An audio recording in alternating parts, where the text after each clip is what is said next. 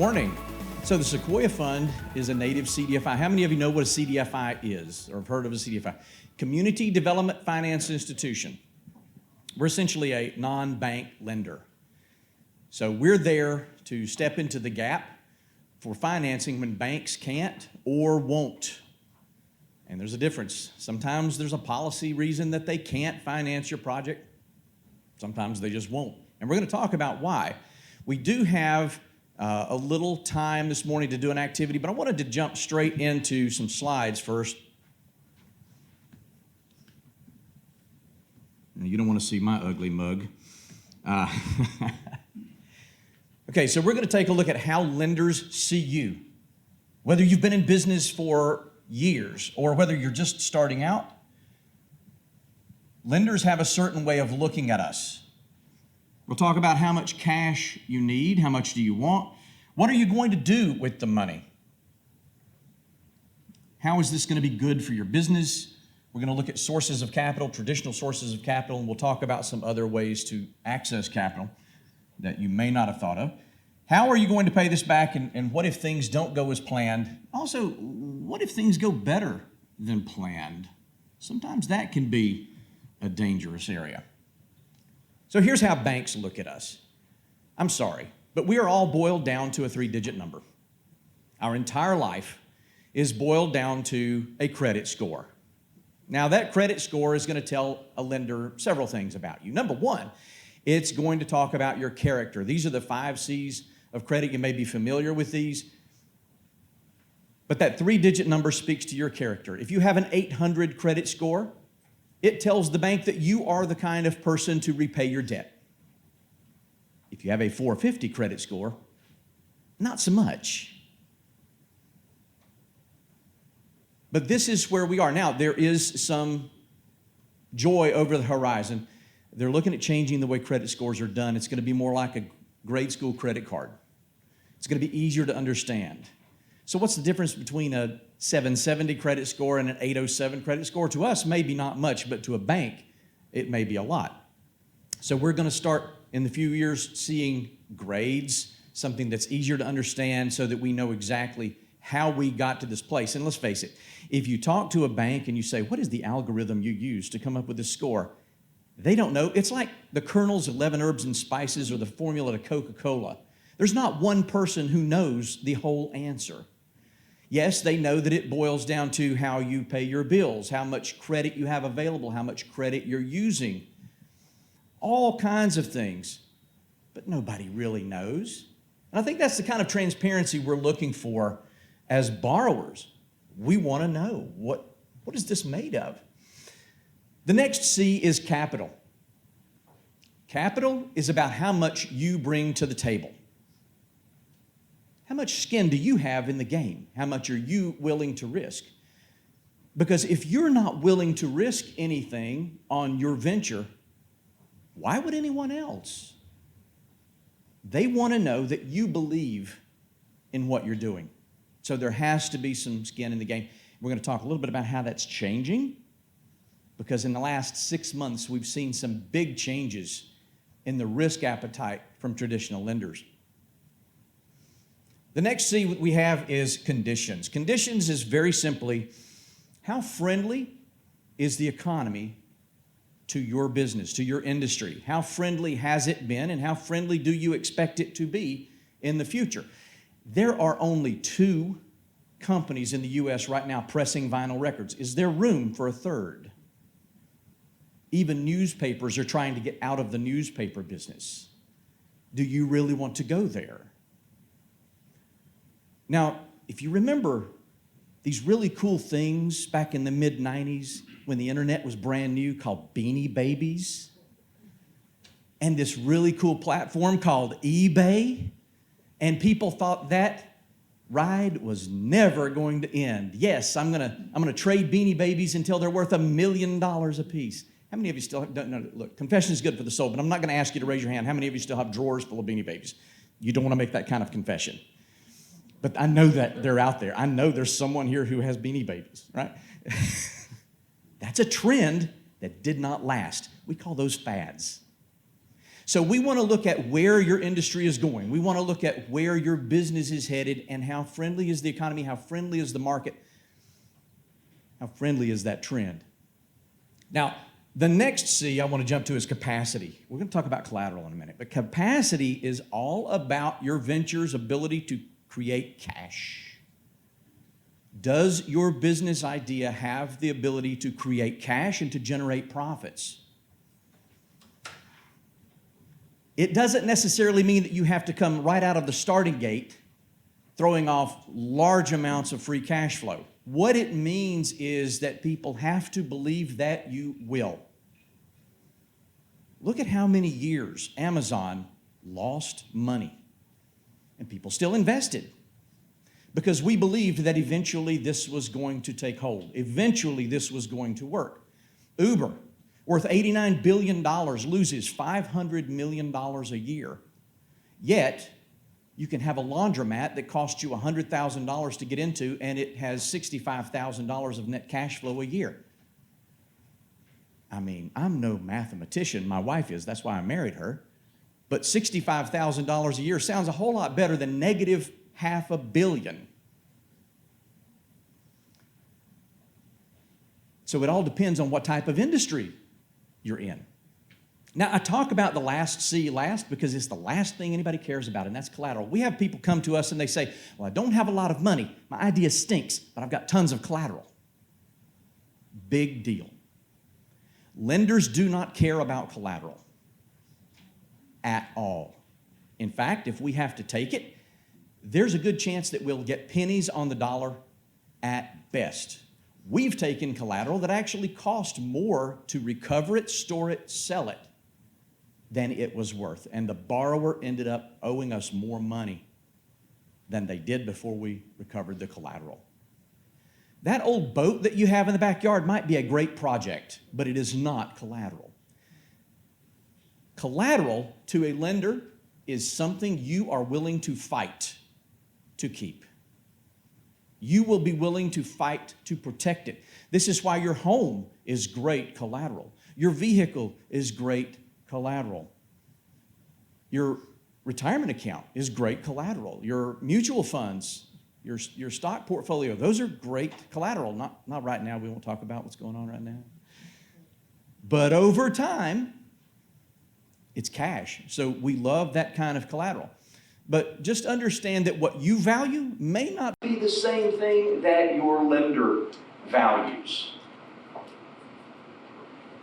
Put all of these things together, and this is the picture that a traditional lender has of you. Now, there's a way to improve your credit profile. Number one, get your financial house in order. Maybe you don't need to borrow the money now. Maybe you need to take 6 months. Maybe you need to take a year to get organized, to get your documents together, to do some things that make you look better in terms of these 5 C's. Can you reduce your debt?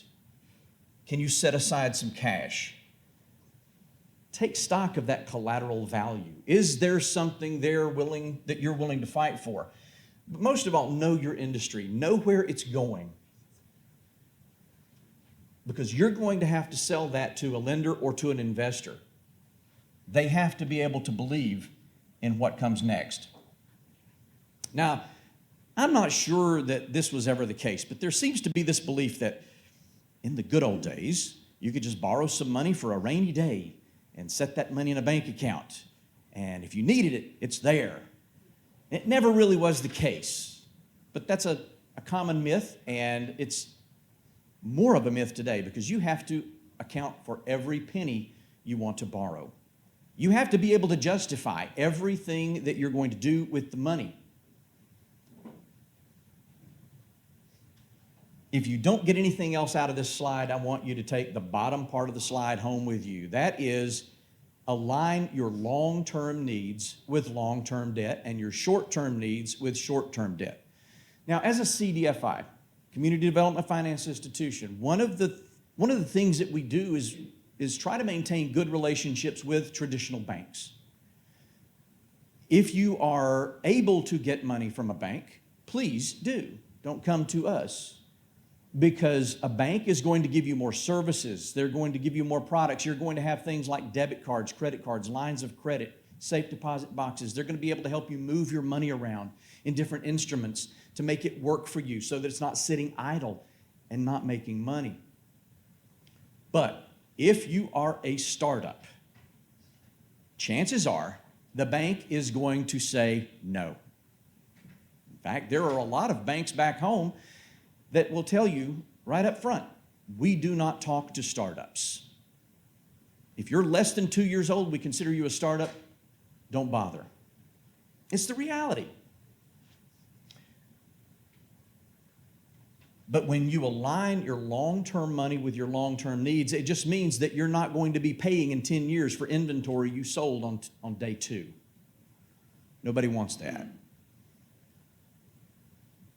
So sometimes we have found ourselves making one business 2 loans. We'll make them a loan for a year or 18 months to cover some of those short-term working capital needs, and then we're going to cover their furniture, fixture, and equipment, and some of their other things, those long-term assets, we're going to cover that in maybe a 5 or a 10-year note. Furniture, fixture, and equipment, FFE. This is one of those things that we as business owners love as collateral. Yes, I'm going to give you my range hood and my dishwasher and all the things in my restaurant, but the day you go bankrupt and you leave and we call a company to come in and load everything up and take it down to a wholesale warehouse, we have one in Greenville, South Carolina that does nothing but sells used equipment. Well, you might have put $50,000 into this business, and they're going to write us a $5,000 check for everything they can haul out, including the salt and pepper shakers. So FFE ain't all it's cracked up to be in a lot of cases. Part of that depends on how marketable will this be if we get rid of it. We had a yogurt shop close down. The owner passed away, and we realized that everything we had in that yogurt shop was only good for that yogurt shop. You could only use it in that yogurt shop, and it was all branded to that franchise. It was worth nothing. We didn't even get free yogurt out of that. I mean, it was bad. Inventory is riskier. It's that thing that tends to change when tastes change, when market trends change. Look, I know fashion's coming back around. Ties are getting wider. We got bell bottoms again. All kinds of things. So, yeah, if you want to wait 30, 40 years, your inventory might be back in fashion and you could sell it again. But I wouldn't expect a quick turnaround on that. Working capital is one of those things that banks typically don't want to do. And so when we do deals for larger businesses, a lot of times the bank will say, okay, we're going to cover your hard assets. We're going to cover the furniture, fixture, equipment. We're going to take care of the property. We're going to let Sequoyah Fund come in on the working capital. We're going to let Sequoyah Fund take care of their insurance, their rent deposits, their payroll for a while, and we'll split that collateral with Sequoyah Fund on a percentage basis. We do those as participation loans. In other words, the bank takes the lead. We come in second. We do our part, and if anything needs to be recovered, the bank, they tend to have bigger hammers than a little native CDFI. They tend to have more clout, carry a little more weight, and so when the bank calls and says you owe us money, they tend to respond a little bit quicker. Whereas Sequoyah Fund, and most native CDFIs are this way, our default is not you owe us money, we're shutting you down. Our default is you're in trouble, how can we help? How can we get you healthy again? How can we get you back to where you need to be? Which is very different from the way a bank sees things.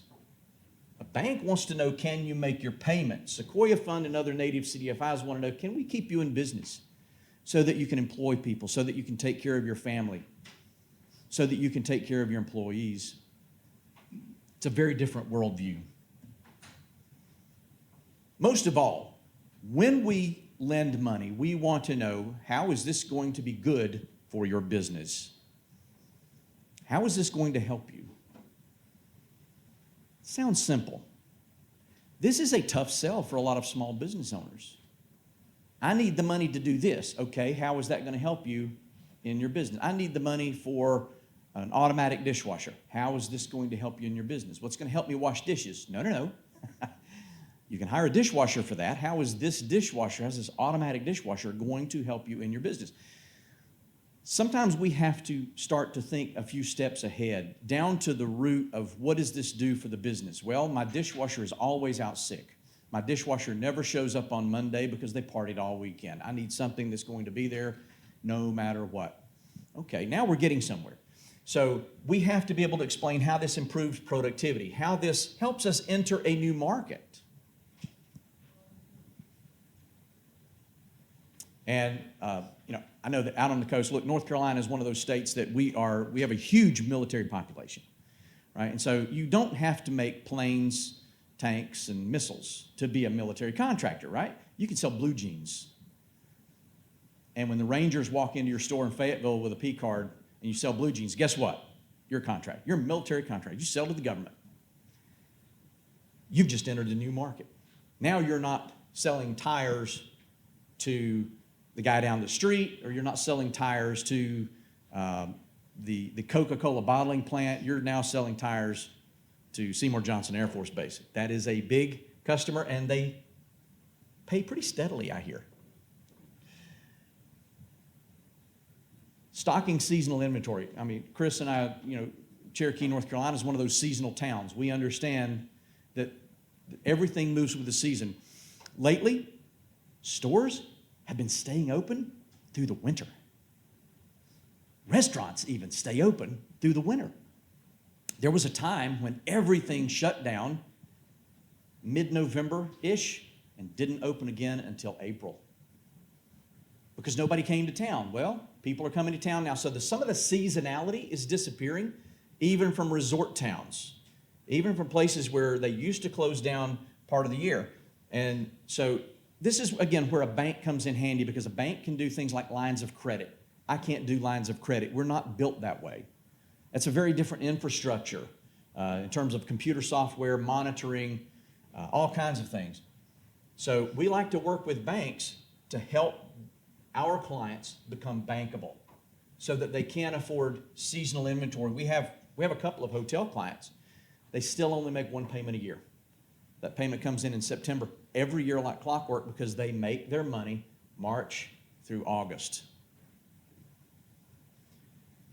And you've got to be able to prove that you are growing or scaling. And I want to talk about those two things for a second, because they're very different. My grandfather was at one time the oldest working barber in North Carolina. In fact, he only retired after he was so blind that he was going, that feels like a good haircut, right? And my grandmother made him quit. And she's like, you can be as useless at home as you are here. So after 65 years, he left. The only 3 ways he was able to grow that business was to stay open longer, cut hair faster, charge more. But to scale, he would have to move my grandmother out of that second chair and put in another barber. But that chair was her throne. That's where she sat and read the newspaper every day and held forth with all the clients, all the customers, and they solved all the world's problems. Mainly because my grandfather couldn't get along with any other barbers. But he was never able to scale that business. Scaling is about getting more out of the business without having to put more in. And that was a business he was never able to scale. As you start planning the venture, I want you to start thinking about, how are we going to scale the business? What mechanisms do we need to put in to scale? Now, if you decide that you want to start a business and keep it deliberately small, that's perfectly fine. That is a deliberate choice. But make a plan for doing that, because that means you're going to say no to some opportunities. If I want to start a little clothing store, or if I want to start a little dry cleaner, whatever it is, and I want to stay small, I just want to be a solo operator, or I want to operate this with my wife or something like that, I have to have a plan for staying small, because people are going to see that you're really, really good at what you do, and they're going to want to give you more business.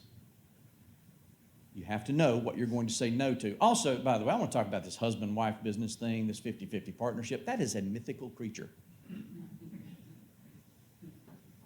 So, guys, if you're in business with a woman, whether it's your sister, your spouse, a friend, a business partner, whoever, guess what? She's in charge. Especially if you want those opportunities that we just heard about. But even if you're in business with your brother, your best friend, decide very early on who is going to have that 51% majority. I've seen too many businesses butt heads over a simple issue, but because they have equal power, they can kill the business through non-action, through indecision. Make sure someone has a slight majority. Also comes down to typically who has more money. If you're bringing more money to the table, typically you're going to have a little larger stake in the ownership. Don't believe me? Watch one episode of Shark Tank. That's all it takes. So here are some of the more traditional ways that we can access capital. We can go to a bank. We can go to a native CDFI. I want to talk about us first because I'm here and I'm a native CDFI. How many of you have a native CDFI in your tribe? Oh, okay. If you are one of those who did not raise your hands, this is an action item for you when you get back home. Start to talk to your tribal officials about the prospect of starting a native CDFI.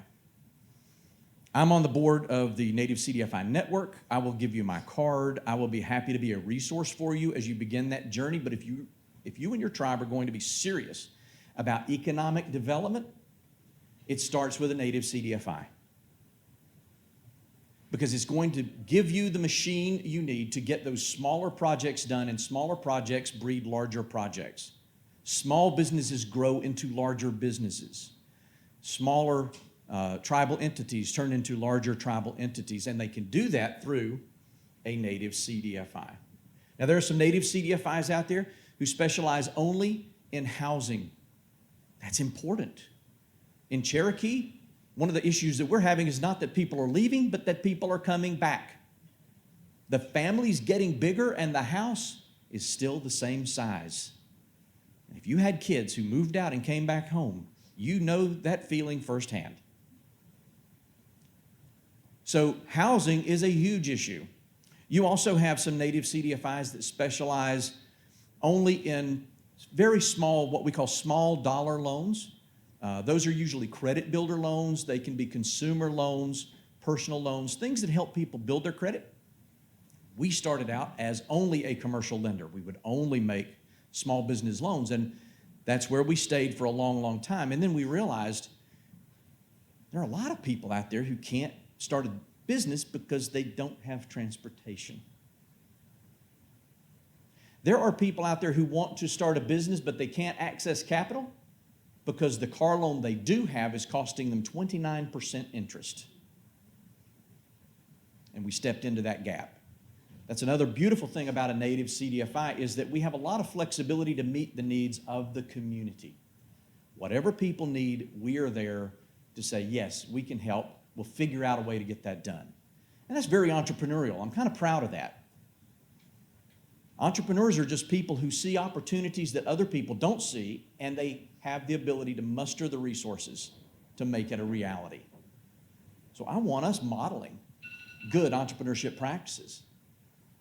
I want us to show people what it's like to be successful entrepreneurs. Investors. Investors don't expect a check every month. You know, a bank, they don't care if you ever make a profit. They want to know, can you make your payment? An investor is not going to be necessarily worried about every little monthly check, but they want to know at some point they're going to get a return. Your friends and family think you're nuts anyway for doing this. Help me finish this sentence. You're crazy. Why don't you just go out and get a job? Is there any such thing as job security anymore? I think if the last 2.5 years taught us anything, that's no. All right, I've got just a few minutes left, and we've got a special guest coming in. So I'm gonna wrap up. You're gonna get a copy of all of these slides, by the way. You're gonna get a copy of everything. And in the back, I want to point out something that you want to pick up. It is called an adverse action notice. Why would I give you one of those? That's a turn down letter.